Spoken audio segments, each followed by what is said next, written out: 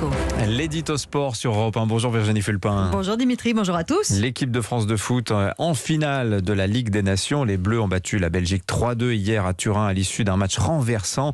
C'est une rencontre, pensez-vous Virginie, qui va faire entrer la Ligue des Nations dans le cœur des Français. Je vous avoue, je ne savais même pas ce qu'était la Ligue des Nations. Vous n'êtes pas le seul. Et si la Ligue des Nations cherchait à se faire de la pub, elle tient sa bande-annonce parfaite avec ce France-Belgique.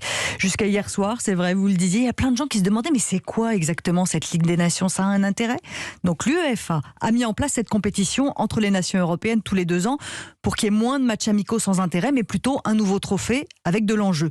On pouvait avoir des doutes au départ. Le match d'hier les a balayés sans ménagement.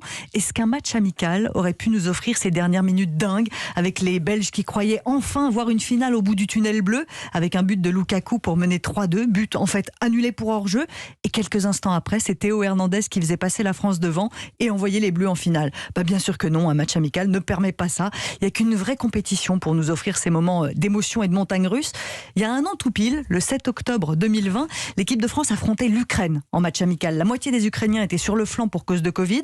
Le Stade de France était vide parce que le foot se jouait à huis clos et les hommes de Didier Deschamps avaient gagné 7-1. Ok, il y avait eu des buts, mais aucun intérêt. Entre ce France-Ukraine et le France-Belgique d'hier soir, il n'y a pas photo. Donc oui, ce matin, j'ai envie de dire vive la Ligue des Nations. Vous dites ça parce que c'est la France qui est en finale. Si c'était les Belges, je pense que vous diriez pas ça. Ça joue un petit peu, faut l'avouer. Oui. Les France-Belgique se jouent à 11 contre 11 et à la fin, c'est la France qui gagne. Les Bleus sont en train de devenir le cauchemar absolu des Belges, comme l'Allemagne a hanté nos nuits de supporters français il y a 30 ans. Cette équipe de France est capable de passer du rien au tout dans un même match, du vide abyssal de la première mi-temps, 2-0 pour les Belges, à la renaissance d'une équipe en deuxième période avec des Bleus qui nous ont offert une cohérence et une envie comme on n'en avait pas vu depuis longtemps, pour finir en apothéose avec ce final haletant et renversant qui leur permet donc d'atteindre une nouvelle finale.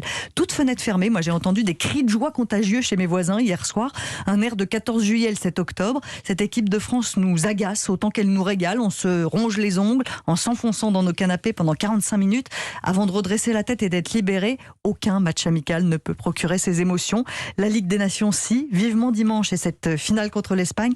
Ce serait pas mal de jouer les demi-temps cette fois-ci, non? Effectivement, le scénario est quand même convenable, en tout cas en termes de suspense. Merci. Tiens, j'ai un petit cadeau pour vous Virginie, écoutez ça. Bon, on comprend rien à ce qu'ils disent, mais ce sont des Anglais. On reconnaît un petit peu à la manière de chanter. L'accent du nord de l'Angleterre, c'est particulier. Ce sont les supporters de Newcastle à l'annonce du rachat de leur club par le Fonds souverain d'Arabie Saoudite. Encore des fortunes du Golfe qui investissent dans le foot britannique. Les voilà donc aussi riches que le Manchester City, par exemple, avec l'argent des Émiratis. On comprend que le message, c'est ça y est, on était des pauvres, maintenant nous voilà ultra riches. C'est fou, on fête maintenant un investissement comme on fête une victoire. Exactement, Newcastle de retour sur la scène britannique. Tiens, c'est intéressant. Merci Virginie Fulpin, 7h24.